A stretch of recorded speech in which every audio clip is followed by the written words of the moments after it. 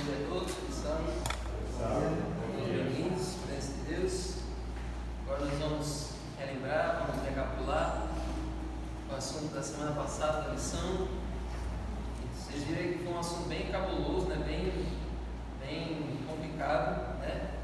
Tanto é que eu não queria muito que essa ficasse aqui, porque esse assunto é tão polêmico que podia ser que ela não acompanhasse ainda. Por isso que ela foi batizada ontem e ainda está indo para a sala dos visitantes. Mas é um assunto difícil, mas é um assunto que vale a pena a gente refletir para que não aconteça aqui na nossa igreja, certo? Porque o tema dessa semana passada foi pecado na igreja. Então, gente, o verso memorizado está lá em 1 Coríntios 6, versos 19 e 20.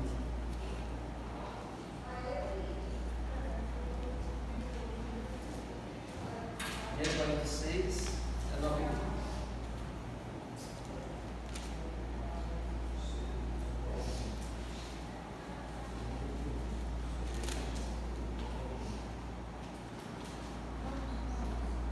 Um verso bastante conhecido.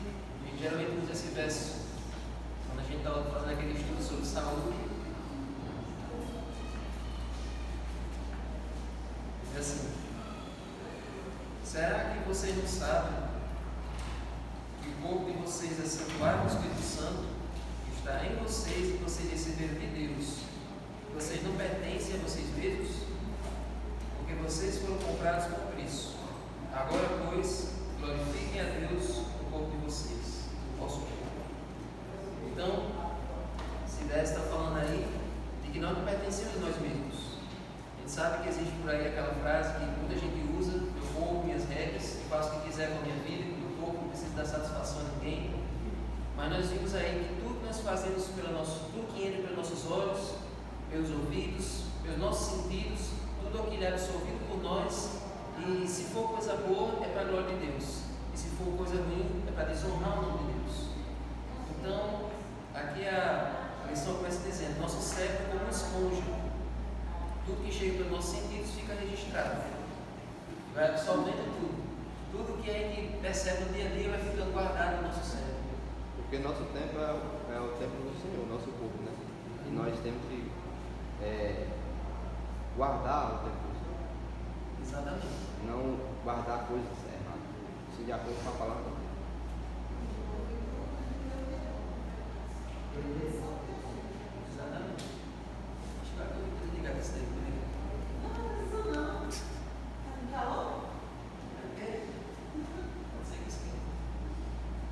Então, gente, como vocês disseram aí, o nosso corpo é o templo do Espírito Santo. Quando você mora numa casa alugada, você vai precisar sair daquela casa para ir para outra. Você já deixa a casa que você está alugando ali, você deixa ela desarrumada quando você sai, ou você deixa limpa para o próximo morador? Do jeito que recebeu. Então imagine que o seu corpo é uma casa alugada. O Espírito Santo mora nessa casa, mora nesse templo. Eu não posso deixar ele desarrumado para o Espírito Santo morar. Eu tenho que deixar ele limpo, perfeito e santificado. Então, gente, no nosso dia a dia, nosso cérebro ficando sujo com várias coisas que o pecado vai colocando. Então é preciso que a gente sempre faça essa faxina cerebral. E aqui diz que os cristãos, nós somos facilmente impactados pelo mal ao nosso redor.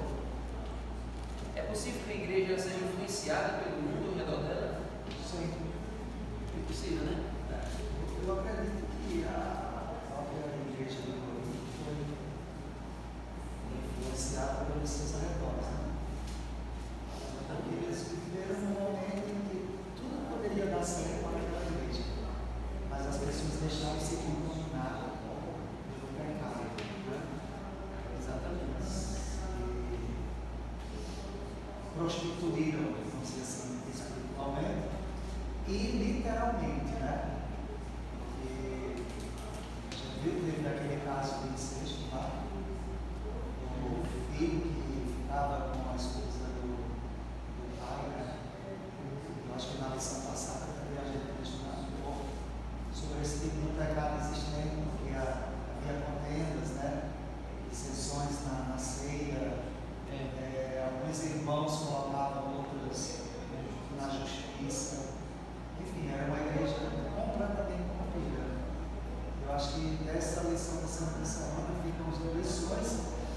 que a gente possa aprender. Acredito que a gente diz assim, eu não convivi com Jesus, eu não convivi com os apóstolos.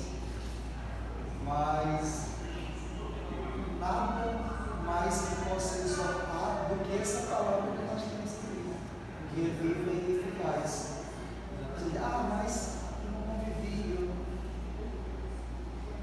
para isso aplicar hoje seria muito difícil, mas a palavra está aí. Porque nós, enquanto igreja, irmãos, a gente fuja, né, desse mau exemplo. Isso. Então, gente, desde o tempo lá dos apóstolos até hoje, como você disse, a igreja cristã tem recebido muita influência do mundo exterior. Não deveria, mas infelizmente tem. Hoje a gente fala muito, um assunto que é muito falado na igreja, é como a música do mundo às vezes influencia a música da igreja. Né? Sim. A gente sempre fala isso. Os cultos estão ficando parecendo shows e deixando de ser para adoração a Deus. Então esse é um tópico que geralmente se fala quando diz que o mundanismo está entrando dentro da igreja. É um assunto bem discutido. Então, aqui essa história da igreja de Corinto mostra que isso não é uma coisa de agora, de 2026. Isso é uma coisa lá do tempo de Paulo. O mundanismo ali de Corinto está entrando na igreja de Corinto de uma forma que a própria igreja de Corinto está pior Do que a igreja está pior dos discípulos. Já pensou alguém dizer que aqui está pior do que o carnaval? Aqui está pior do que a folia? Alguém chegar a dizer isso? Então a igreja de Corinto estava pior do que o mundo fora. Eu não preciso de uma programação. Aí uma pessoa, essa pessoa me mostrar. A pessoa está assim, não vi diferença nenhuma. Porque era muita gente gritando, porque teve pessoas que vieram. Estou falando assim. E as pessoas eram gritando, parecia que estavam gritando.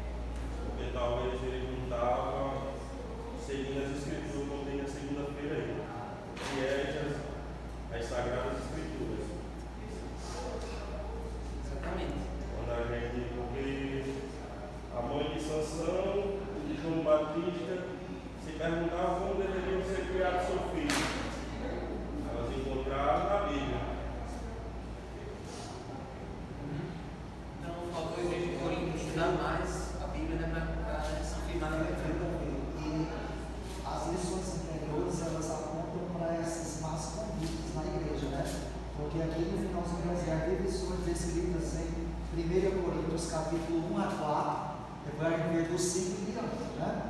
Abriu a porta para as condutas reprovadas denunciadas nos capítulos seguintes, que foi a pornografia, Isso é interessante.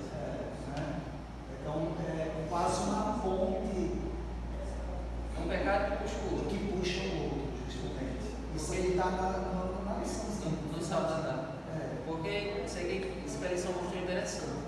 Na semana retrasada, ou melhor, na semana passada, não passada é essa que está vendo agora, na outra semana, a gente viu que o primeiro problema da igreja de Corinto era justamente as divisões, as facções que tinha na igreja. Então a lição está dizendo que aquelas divisões que tinha na igreja de Corinto contribuíram para a imoralidade, a pessoa dos pecados que nós vamos ver agora. Então agora nós vamos ver que pecado grave era esse aí que Leodécio falou, em 1 Coríntios 5, verso 1 e 2.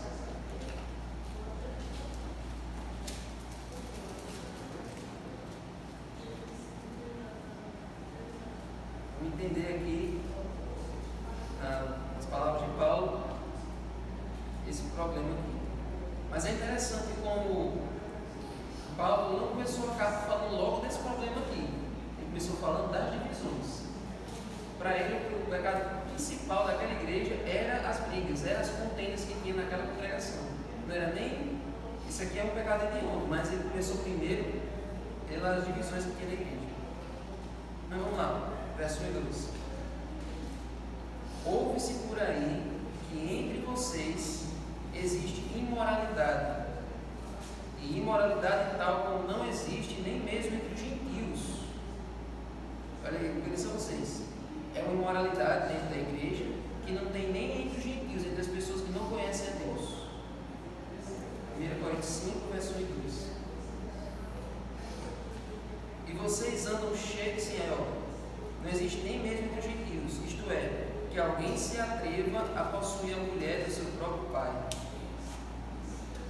E vocês andam cheios de orgulho, quando deveriam estar lamentando, e tirar do meio de vocês quem fez uma coisa dessas. Então aqui não foi a mãe do cara, foi a madrasta dele. Ele não ficou com a sua própria mãe, claro, mas ele ficou com a madrasta. Também não deixa de ser um ato incestuoso. Incesto. E o pior é que, além de estar acontecendo, a igreja se orgulhava disso. Sim. Fazendo vista grossa. Aí, quem viu a lição, quem estudou essa lição aí, qual foi a razão aí que a lição acredita que tenha sido? Por que ele estava cobertando esse pecado?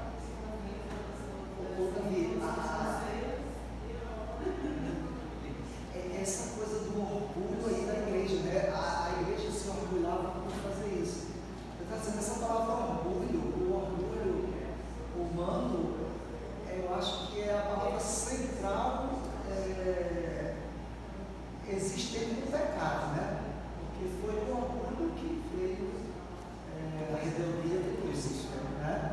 Aí eu fiquei pensando, mais orgulho por fazer aquilo, por fazer o que é ilícito. E depois tem um outro verso, você poderia até dar uma luz aí, que eu não sei qual é o livro que diz que tudo é permitido, mas nem tudo é lícito, né? Mas nem tudo convém. Eu acho que é mais simples, né? Então será que eles achavam que... Pronto. Se eu posso, mas não devo fazer tudo.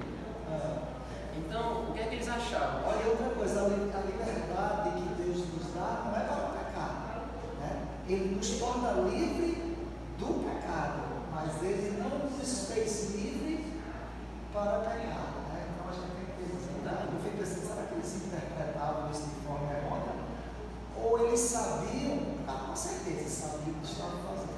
Talvez isso aí fosse um verso para depois eles se ampararem, apoiarem, mas está escrito, né? Que tudo é lícito. Então tem várias explicações por que eles se orgulhavam. Tem essa primeira que você disse, que provavelmente eles interpretavam que eu estou livre para pecar, não livre do pecado. Essa é a primeira interpretação. Eles achavam que agora em Jesus eles estavam livres para pecar à vontade. Gente, por mais que isso pareça algo estranho para vocês, mas o pior perigo que a gente pode cair é achar que porque a gente está aqui, achar que porque a gente parece santo para todo mundo, a gente pode pecar à vontade por trás. Muitas pessoas cometem esse erro. É importante parecer que é santo para a igreja, para os familiares, para todo mundo. Parecer que não é, parecer que não peca, para que eu possa pecar à vontade sozinho, sem que ninguém me escute. Isso, a pessoa que pensa assim, não está levando em consideração que Deus está vendo ela. A família pode não estar vendo, a igreja pode não estar vendo, mas Deus está vendo. Então, nós temos que procurar a santidade não para aparecer para os outros, mas para nós estarmos de bem com Deus. Então, o que a igreja de Corinto provavelmente eu mais acredito?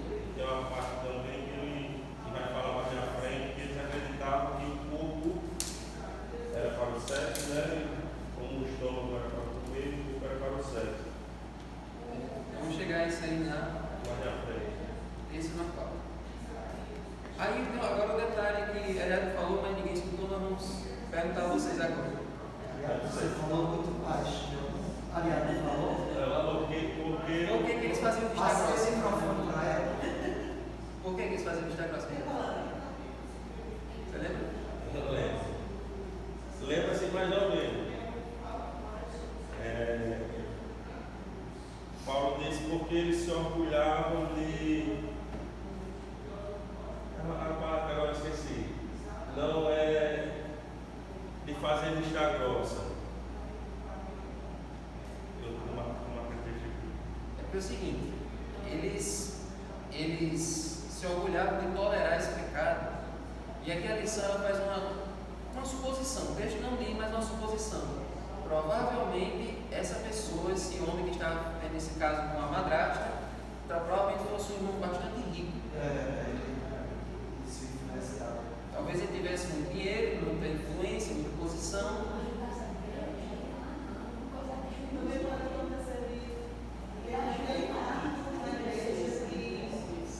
Só ele sabe fazer, só ele é bom nisso, então não deixa porque se tirar ele, não tem outra pessoa para colocar. Então ele é bom no que faz. Acho que ele valorizar. Não deixar ele lá. Agora é bizarro, né? Você pensar, não, aquele irmão ali é um excelente ancião, um excelente cantor, um excelente sonoplasta. Esse detalhe de ficar com a mulher do pai é besteira, vamos ignorar isso. Né? E aí você é coberto, você está sendo conivente com aquilo ali e acaba que está se destruindo você também, porque você está cobertando o erro. Acho que é assim, né?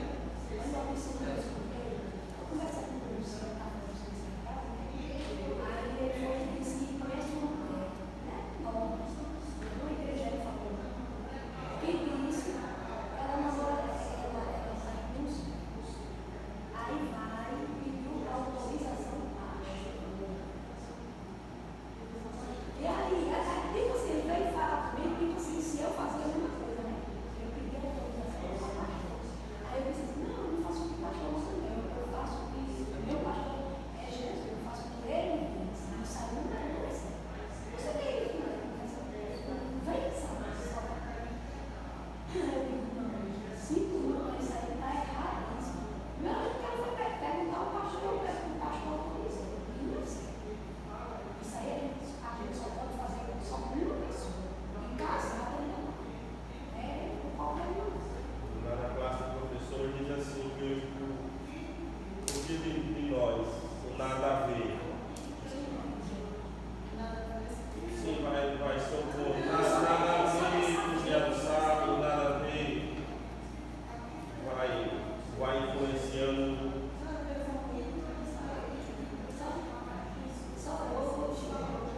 Vamos pensar só outro, mas Só essa vezinha, não tem problema. Uma vez só. Você faz tudo isso que você vou falou. começar a me falar. E no caso eu entendi que é o ensejo. Lá em Campo Grande, eu morei em Campo Grande em 83. Isso foi uma época que eu vi que teve umas emergências aí, dadas pelo governo José Coutinho. Nesse tempo eu não era nem mais comunicado ainda. E pela situação financeira que eu vi, eu fui lá na casa da irmã minha trabalhar. E lá existia uma família e o próprio filho ficava com a mãe. Então, assim, o que está escrito aqui é que isso é descriminalismo. Porque o que Paulo escreveu aqui sobre esse assunto, a gente entende que isso não é de Cristo. E a razão de algumas pessoas talvez saber e ocultar, não querer escrever, no meu pensamento é assim, se eu acoberto um crime, uma coisa que está errada, de repente é você também não necessariamente fazer parte daquele crime como uma pessoa, independentemente pode fazer ocultamento também.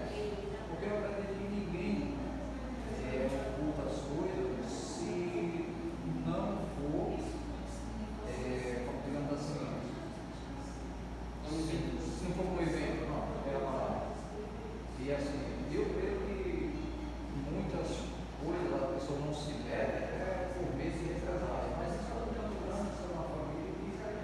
Agora assim, nessa casa só morava filho e a mãe, mas isso era verídico porque ele morava lá e minha irmã não sabia disso. E como se diz, a gente vê que as pessoas fazem o erro, sabendo que é errado, mas o filho e a própria mãe, onde é que está a cabeça da mãe? Assim, é uma forma de fazer um erro e o outro não pensar. Principalmente em lugares assim afastados da.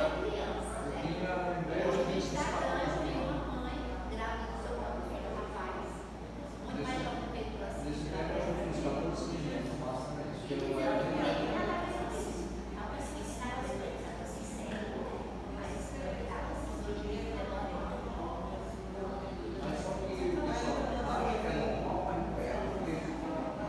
quem de nós aqui não sabe o que é o certo e o errado?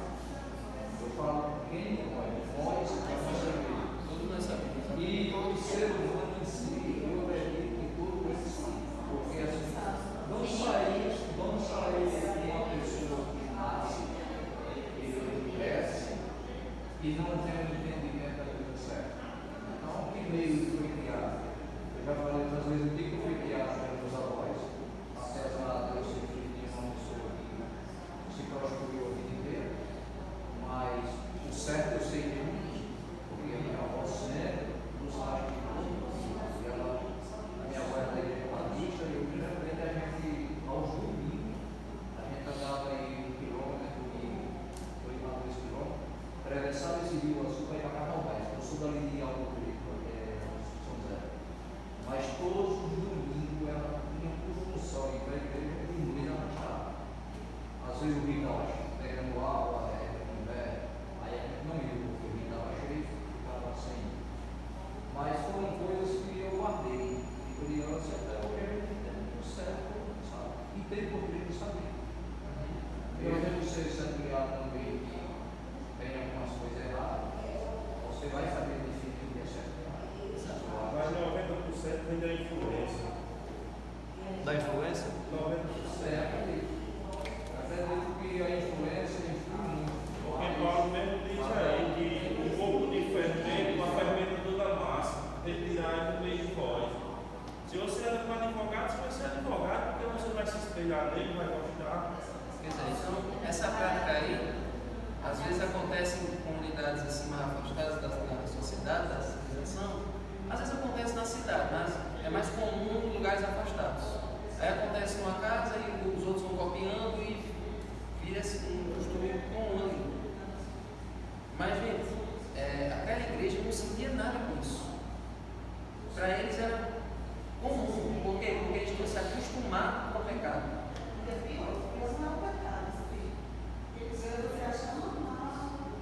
Olha, eu vou mostrar para vocês como era que Ló. Vou mostrar para vocês que pode existir na mesma casa pessoas que ainda sentem alguma coisa, que ainda sentem algum nojo em relação ao pecado, pessoas que não sentem nada. Você lembra que Ló ele era sobrinho de Abraão e Ló foi morar dentro de Sodoma. Você sabe que Sodoma e Gomorra era aquele âmbito. Olha o que diz lá em 2 Pedro 2, verso 6 e 7, sobre Ló. 2 Pedro 2, verso 6 e 7. Para você ver que nós falamos aqui sobre uma igreja que não sentia nada com relação ao pecado daquela família. Mas, e se o pecado for na mesma família, uns sentem e outros não? 2 Pedro 2, verso 6 e 7 diz o seguinte: E reduzindo a cinzas as cidades de Sodoma e Gomorra, condenou-as à ruína completa, tendo-as posto como exemplo do que viria a acontecer com os que vivessem impiamente. Mas livrou o justo Ló, que ficava aflito com a conduta libertina daqueles insubordinados. Porque esse homem justo, pelo que via e ouvia ao morar entre eles, atormentava sua alma justa, dia após dia, por causa das obras iníquas que eles praticavam. Ou seja, Ló foi morar em Sodoma, mas todo dia Ló ficava incomodado com aquela perversidão, com aquela imoralidade que tinha em volta dele. Mas a família de Ló não. A família de Ló era insistindo em sair de Sodoma, eles não queriam sair. Eram os anjos dizendo: nós vamos colocar fogo nessa cidade, vamos destruir essa cidade, e eles estavam remanchando para sair de Sodoma. E por isso que a mulher de Ló olhou para trás e viu uma estátua de sal. E por isso que as filhas de Ló fizeram com ele aquela barbaridade também depois que ele saiu de Sodoma. E é por isso que Ló também, apesar de ele afligir sua alma, na hora que os homens chegaram na porta dele, querendo os anjos, que ele não queria as filhas, queria os anjos para abusar, Ló ofereceu as filhas no lugar dos anjos. Então, gente, é possível sim que na igreja aconteça esse tipo de coisa. A gente fechar os olhos para o pecado, fechar os olhos para uma coisa errada. Mas nós temos que resolver isso da maneira certa. temos que resolver isso do jeito que Jesus ensina. E nós vamos prosseguir na lição para a gente entender a maneira certa de resolver esses problemas. Toda igreja tem problemas, tem pecados ali que precisam ser corrigidos. Mas tem um procedimento que a igreja toma, que é o procedimento certo que Jesus ensinou para a gente vencer isso. Certo? Disciplina eclesiástica. Exatamente, vamos ver na quarta-feira. Na terça, Paulo vai falar de outro problema. O primeiro problema é esse problema do incesto. Agora, o segundo problema é tão grave quanto. Olha aí. Capítulo 6 agora.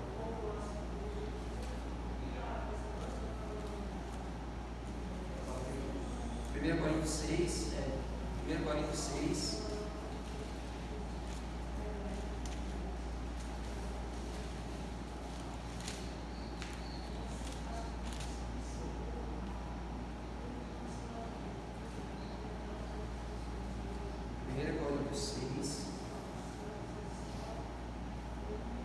Verso 2. Quando algum de vocês tem uma questão contra o outro, como se atreve a submeter isso a juízo diante dos injustos e não diante dos santos? Ou vocês não sabem que os santos hão de julgar o mundo? Ora, se o mundo deverá ser julgado por vocês, será que vocês não são competentes para julgar as coisas mínimas? Olha o verso 7. O simples fato de moverem ações uns contra os outros já é completa derrota para vocês. Por que não preferem sofrer injustiça? Por que não preferem ficar com prejuízo? Gente, então aqui era o seguinte.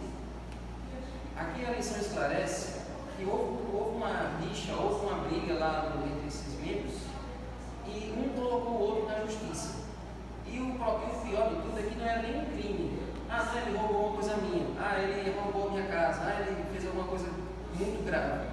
Era uma coisa besta, era uma coisa simples, não chegava a ser um crime, e aí um membro colocou o outro na justiça por causa disso. Agora me digam aí, o que é que vocês acham disso aí?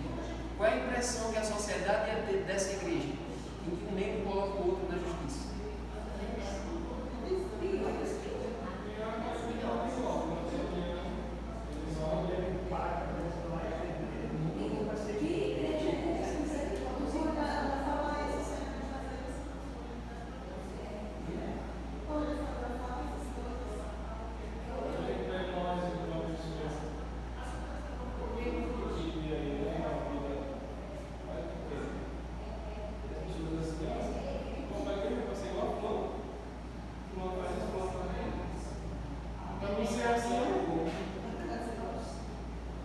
Só recapitulando um negócio aqui bem entendeu?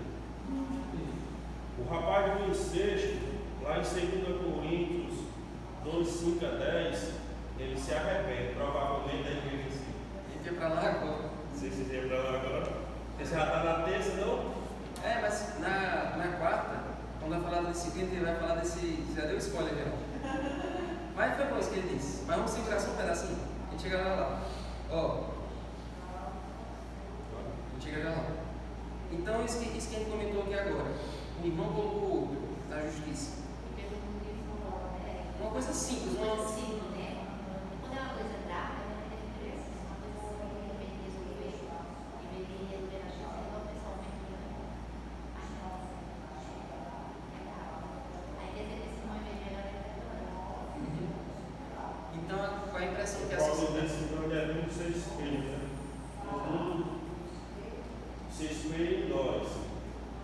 A gente se trata como uma família separada. Aí a gente leva o próprio irmão à justiça.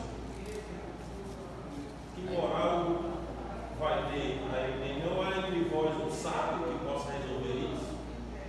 É possível, tem uma pessoa de juiz para resolver essa situação, tem que recorrer a um juiz de fora. Aí a lição diz assim, não é para a gente achar que todos os juízes são corruptos, mas é muito melhor resolver isso também de igreja do que envolver uma pessoa que nem conhece a Deus. Porque além de ter um mau testemunho, mostra que a igreja é despreparada para resolver as coisas. E olha, tudo que acontece na igreja, todos os procedimentos da igreja, como o Cleiton falou, deve ser um exemplo para fora. Onde é que você vê uma reunião de pessoas para votar uma coisa lá fora que não termine em briga, que não termine em contenda, que não termine em discussão? Toda vez que tem alguma votação, alguma eleição, aí termina todo mundo brigado, aí tem boca de urna, tem corrupção, tem tudo que não presta. Aí olha aqui uma reunião de comissão da nossa igreja. Como é a paz? Apoio para isso, todo mundo levanta a mão. Quem vota nisso, todo mundo levanta a mão. É uma paz. Então, cada procedimento da igreja deve ser um exemplo para fora. A paz, a união, o mesmo pensamento que nós temos aqui deveria ser copiado pelas pessoas lá de fora. Agora, um irmão colocar o outro na justiça, isso é algo terrível que essa igreja fez. A missão está falando sobre essa questão, mas eu vejo isso acontecendo com pequenas coisas, né? Muitas vezes a gente não faz uma coisa errada, ao invés de você chegar lá, conversar com o irmão, você vai falar, gente. Não precisa nem ser uma coisa tão grande, né? De justiça. Na própria hora que a gente, até mesmo, o irmão vir falar de outro para você, o que você tem que fazer? E falar dele também junto com o irmão, ou não vamos procurar ajudar o irmão? Né? Só sabedoria, né? Porque hoje em dia, quem mais quer ser repreendido, a gente às vezes até tem medo de repreender, porque o medo do irmão vai ficar com raiva, mas aí não importa se ele vai ficar com raiva, o que ele vai dizer. A nossa obrigação é falar. Eu sempre digo, se o irmão, eu falei, não pode errar, você não sei nem só capaz de fazer, de agradecimento para essa pessoa que chega aqui e diz, você está fazendo isso. Mas eu sei, essa roupa que você está usando não é adequada. Pode vir, eu não tenho nada, eu peço que venha. Porque muitas vezes a gente está se comportando de uma maneira que a gente não. Sabe? A gente está tão longe de Deus que nem o Espírito Santo fala com a gente. Então eu digo assim, peraí, eu vou dar aquele menino falar criatura para ver se ela escuta. Né? E a gente muitas vezes nem escuta o irmão. Acha que o irmão queixa o pecado, acusa. Isso é isso que a gente tem que ver, assim, né? Refletir na missão, que tudo é bênção para a gente. Se eu não estou pecando na sexualidade, mas estou falando da minha mulher, cada um vai refletir. O pecado se Os comentários da lição que ele falar. Porque muitas vezes. Jesus nos ensinou algo muito importante para a gente. Ele disse o seguinte. Vamos ler esse verso agora, esse aí vai dizer? Mateus 18, 15 e 18. Isso que o Cláudio vai falar agora, vamos ler até. Deus. Quero saber. Pronto. Ele é pensamento de Cláudio. Não, eu já conheço ele, lembro já. Mateus 18, 15 a 18. Esse mesmo. Bom, Maria José já fez o gancho da terça para a quarta. O Cláudio já anunciou o texto aí. Mateus 18, 15 a 18. Com esses casos como esse do incesto, casos como esse do processo da justiça e outros casos de pecados que acontecem numa congregação, qual é a maneira certa de lidar? Jesus explica. Se o seu irmão pecar contra você, vá e repreenda-o em particular. Aqui Jesus explica pecar contra você. Mas segura aí, Mateus, que eu vou conferir só com Lucas. Vá, Mateus. Como é que lá em Lucas diz? Pronto. Aqui em Mateus diz, se o seu irmão pecar contra você. Lá em Lucas 17, diz assim, se o seu irmão pecar. Então a gente pode entender o seguinte, se a pessoa estiver em pecado, seja adultério, seja qualquer coisa que vá contra a lei de Deus, qual é o procedimento? Vá e repreenda em particular, chame a atenção dele em particular. O que acontece, gente, que todos nós devemos evitar é o seguinte, tem muitos lugares por aí, em que se eu sei que você está em pecado, além de falar mal, eu uso o púlpito como uma forma de acusar aquele irmão. Tem gente que faz isso. Eu sei que o Fred está errando no adultério. Aí eu vou, faço um sermão todo cheio de raiva para falar, dando indiretas para aquele irmão. Eu estou dizendo isso a vocês porque eu vejo isso acontecendo muito e é bom vocês entenderem que isso não deve ser feito. O que a gente deve fazer é ir lá, pessoalmente, falar com a pessoa, para a pessoa se endireitar. E não soltar indiretas a ela no sermão ou em qualquer outro lugar. Isso é coisa de covarde e de quem não teme a Deus.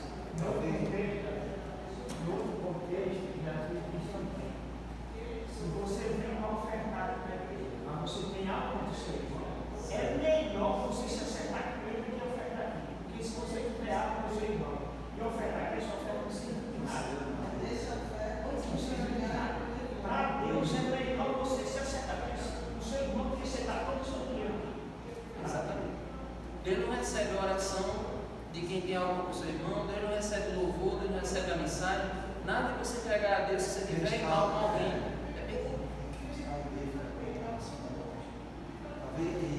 Rapidinho, você tem uma história de um irmão que recebeu uma disciplina na igreja.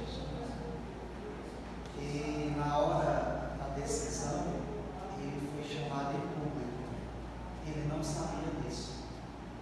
E no público foi anunciado uma votação. Quem era a favor ou não de que ele permanecesse no serviço, vamos dizer assim, de canto. E a mãe desse jovem estava na igreja. E toda a igreja levantou, somente ela que ficou sentada. Né? Então eu acho assim, para esse irmão, ele foi ao único que pode ajudar Deus. Né? Aí eu acho que, assim, infelizmente, os irmãos não entenderam que se ele tivesse pecado, teria que ser comunicado e decidido por uma comissão. Né? Essa igreja fez Não expor esse irmão. Assim, não estou falando da denominação, isso é fato, aconteceu. Né? Mas que nunca isso venha acontecer na nossa igreja. De alguém receber um recado, como você disse, porque há outras formas camufladas de se denunciar, de se julgar o irmão. Posso dizer que não seja dessa forma, convidando toda a igreja para votar, mas pode ser um recado que venha do público. E eu gosto muito quando vem do público alguma coisa que fala no meu coração, que me corrige como a irmã falou ali. Eu acho que não deve vir do público uma acusação direta, sabe? Isso, exatamente isso que eu estou dizendo. Né? Que por exemplo, todo mundo sabe um caso de traição na igreja. Aí você prega só sobre traição. E muitas vezes até olhando para aquela pessoa, né? Quase apontando. Eu gosto quando eu não sei o que está passando na sua vida e Deus me dá uma mensagem que, mesmo sem eu saber o que está acontecendo, a mensagem vai tocar você. Sim. Quando eu estou inocente da sua situação, mas eu sabendo o que está passando, e eu vou e prego olhando para você e acusando você, aí é errado. Agora, qual é o procedimento? Vamos ver Jesus explicando. Falei com meu irmão, repreendi em particular, se ele te ouvir, ganhaste teu irmão. Mas se não ouvir, leve ainda com você uma ou duas pessoas, para que pelo depoimento de 2 ou 3 testemunhas toda a questão seja decidida. E se ele se recusar a ouvir essas pessoas, que essas pessoas aqui, gente, pode ser o ancião, que é a pessoa que conhece a realidade de todo mundo da igreja. Se ele se recusar a ouvir o ancião, expõe o assunto à igreja. Mas a igreja não é a igreja, é só a comissão. Não é desse jeito aí que a pessoa fez. E se ele se recusar também a ouvir a igreja, considere como gentil e publicano. Se a pessoa não quiser se endireitar, aí o jeito é a remoção. Mas para evitar a remoção existe a disciplina. Então a disciplina é um procedimento que a igreja faz, não para humilhar o irmão, não para afastar aquele irmão, mas para endireitá-lo, para corrigi-lo. Deus não quer que ninguém se pereça, mas que todos cheguem ao arrependimento. Então, isso mesmo, Davi. É interessante o que você está dizendo aí, e eu vou até um pouquinho do que o irmão falava lá sobre o fermento da massa. Que é o fermento, ele falava do orgulho da igreja. E o fermento do pecado, né? Quer dizer, para que não levedasse essa massa, no caso, para que eles não se espalhem pela igreja e contaminem todo mundo, é preciso da correção, né? E o mais importante, que eu acho que você falou aí no finalzinho, está em alguma parte da lição, que vai dizer que ele falou que aquele jovem, ele se arrependeu e houve correção para ele. E a gente também tem que ter uma coisa em mente, é que a gente não pode julgar o nosso irmão.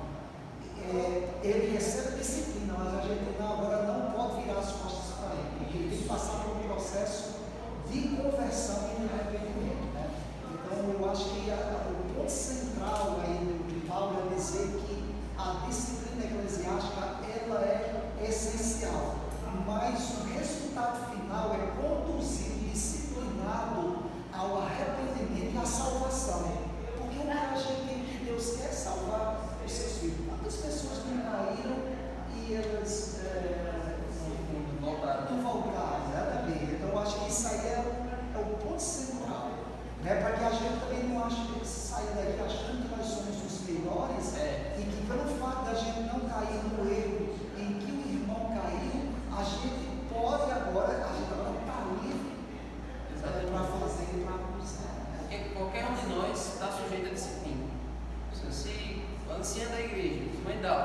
quebrar um mandamento, ela pode ser disciplinada. Se eu quebrar um mandamento, se você vir fazer uma coisa no sábado, quebrar qualquer mandamento, eu posso ser disciplinado. Qualquer pessoa da igreja pode. Então, é estendida a todos os membros. E todo esse processo de disciplina tem que ser feito com acolhimento, com amor. Aqui não é um tribunal. Quem faz parte da comissão não é mais santo do que o resto da igreja. Sim. Se alguém da comissão errar, também está sujeito a disciplina. A igreja está em processo, né? A gente está em processo de separação, e é constante, e qualquer um de nós pode cair, né? Isso que a gente tem que viver muito o presente esquecendo o amanhã, né? Porque a graça é para o hoje, é dizer ao Senhor, me segura hoje ainda, e no dia da manhã o Senhor. Mas a lição diz que a gente se abstenha de idólatra, de prostituta, porque nem comais com ele, porque em tempos antigos, até hoje ainda os judeus ainda coisa. A coisa mais sagrada deles é a refeição. Eles se sentem no chão, né? Nem com a mão esquerda, eles gostam de coisa que a mão que se limpa com a direita. Então, a refeição, para eles, tem muita intimidade, muita coisa. O Paulo diz, nem comais com eles. Esse detalhe aí de não comais com eles é no sentido do seguinte: se eu falei com o irmão, se ele foi disciplinado e mesmo assim não se corrigiu, se ele quer continuar na prática da bebida, se ele quer continuar na prática de quebrar os sábados, se ele quer continuar na prática do pecado, se ele não quer se corrigir de jeito nenhum, Aquele que se diz irmão, que é aquele que se diz gentios, você teria que sair do mundo. Qual faz isso? Então, se a pessoa não quer abandonar o pecado, aí você não deve se juntar com uma pessoa assim. Mas se aquele irmão se endireita, volta e se corrige, aí deve ser recebido com todo amor. Sim, senhor. Lá, aí, em 2 Coríntios 2, 5 e 10, aí Paulo vai dizer. Que aquela pessoa, daquele sexto, não diz essa explicitamente, passagem. não diz explicitamente, mas é bem provável que seja aquela pessoa. Porque tem dois casos, tem vezes que o incesto tem que colocou um culto da justiça, mas é mais provável que seja do incesto. Ele se corrigiu, ele se endireitou, então aquela disciplina foi benéfica. O comentarista diz que depois dessas cartas é importante lembrar que toda a igreja talvez voltou a olhar para essa escritura, porque tudo que estava acontecendo lá, provavelmente ele estava deixando a Bíblia de lado, não estava seguindo o manual. Isso. Uma igreja que não segue a Bíblia nem o manual da igreja está sujeita a fracassar. Entendi. Ah, Mário José Rezão negócio. Vai. Infelizmente, a menina está afastada. Já faz muitos anos que ela disse isso. Quantos anos dela? Tem 27. Aí Já é adulta. ela foi uma vez para a igreja, né? Aí fazia pouco tempo que ela está se pensando. Aí ela disse que foi à igreja, foi dentro do grupo. Aí tudo bem, né? Que foi, quando um dia ela veio e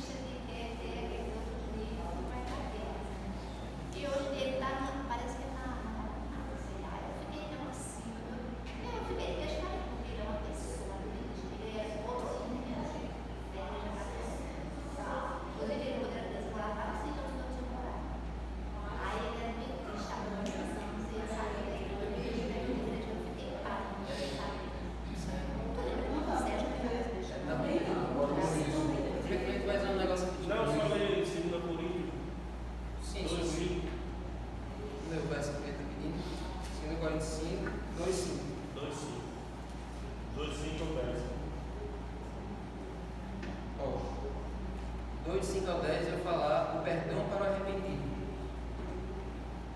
Ora, se alguém causou tristeza, não fez a mim. Mas para que eu não seja demasiadamente áspero, digo que em parte causou tristeza a todos vocês. Basta-lhe a punição imposta pela maioria. De modo que agora, pelo contrário, vocês devem perdoar e consolar, para que esse indivíduo não seja consumido por excessiva tristeza. Está vendo? A disciplina já é dolorosa por si só. Sim. Agora, depois da disciplina só voltar para a igreja e receber o descaso de todo mundo, o olhar torto de todo mundo, Não vai sair, e né? ó, O julgamento, né? Com certeza vai ser perdoado.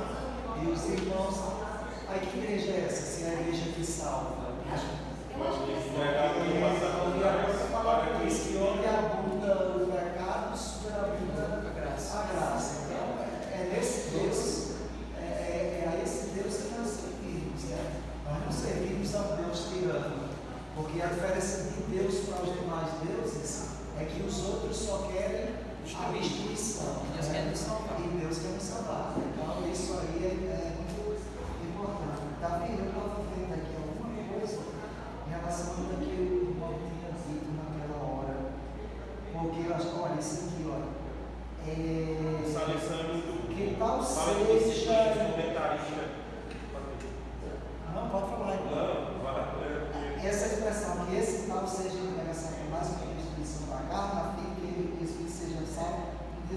O Senhor, quando eu vi isso, essas palavras não são duras demais, não, É né? a lição espírita. É, mas que a gente vai entregar ele para o diabo. Justamente. Ele mesmo se coloca no controle de Satanás. Aí aqui vai dar uma explicação, Davi diz assim, na prática, ele ordena que o pecador colha os frutos de sua própria escolha, né? Então, geralmente a gente colhe aquilo que a gente planta, né? E outro ponto aqui, o apóstolo também incentiva a preservação da fé, ordenando que os membros não se associem nem com as pessoas que praticam a imoralidade. Por isso que ele disse ali. Aí tem uma pergunta aqui, essa agregação é divisão? Eu digo, peraí, que evangelho é esse que está causando segregação entre os irmãos? Aí a resposta é não. Porém, significa ter cuidado com as influências maléficas. Aí entra a questão do fermento na massa, né? Que leveda. E a gente sabe que o fermento na massa, ele não vai levedar só uma parte do bolo, ele vai levedar todo o bolo. Se a gente trouxer isso para a vida prática, alguém que causa o mal aqui, ele acaba contaminando toda a igreja. Existe uma passagem muito interessante também, que foi estudo nosso aqui, que é a história de Acã, né? Acã, né? Que Acã trouxe espólios de guerra e ficou lá, botando lá dentro dos seus cofres, e depois Deus manda que faça quase assim um censo para chegar até a família. E quando chegou a família, chegou Acã. Mas não sabe Acã que aquele pecado, ele causou benefícios a toda a congregação, a toda a tribo, né? Toda a igreja que não passa anos sem batizar, toda a igreja que passa anos estagnada, morta, sem ninguém dizer amém, sem ninguém vibrar com nada, aquela igreja que está estagnada é porque está cheia de vírus, cheia de pecados escondidos que não são resolvidos. Então, Esse está no Espírito Santo. Isso aí, não, a própria história de Acã é o princípio para isso. Sim. Então, a disciplina serve Aí para corrigir a é o pessoa pensamento para a igreja certo. poder deslanchar. Exatamente. Tem uma parte dessa. Eu também, quando li, eu achei que era entregar a Satanás das portas para fora e não aceitar. Mas pegar Satanás porque as nossas condutas fora da igreja, a gente já está vivendo com ele mesmo. Para que a gente se arrependa e veja que ali está entregue a Satanás. A pessoa mesmo se colocou do lado de Satanás. Do lado de Satanás. Gente, vamos ficar de pé? Essa é uma lição maravilhosa. É uma lição maravilhosa. Muitas lições, né, Davi? Só que eu Eu acho digo, que. essa lição é para adventista mesmo. Por isso que eu acho que ainda está muito cedo para ela. Que ela precisa ainda conhecer ainda muitos Eu detalhes. digo para adventista mesmo, é porque tem que falar, a gente às vezes lê já com olhar De para o fora. mundo externo, mas eu tenho que olhar para o meu eu, É isso. A gente não sair aí achando que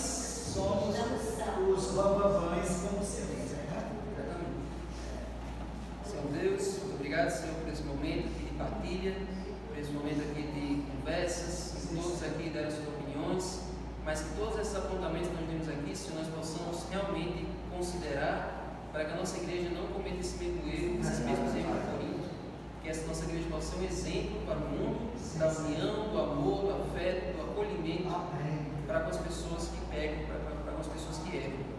Nós possamos entender que todos nós já fomos assim. Já estivemos entregues a Satanás, como o Pedro falou antes. Todos nós já vivemos no pecado, já vivemos no erro, mas o Senhor nos resgatou. Então nós não somos santos, nós não somos perfeitos, não somos melhores uns que os outros. Nós seguimos esse procedimento que o Senhor nos ensinou para que a pessoa possa se endireitar e para que a igreja possa prosperar. Então o Senhor nos ajuda a ter esse olhar terno, a ter esse olhar de cuidado e que o Teu Espírito possa estar conosco, nos ajudando a ser a igreja mais unida, em nome de Jesus. Essa lição é muito boa.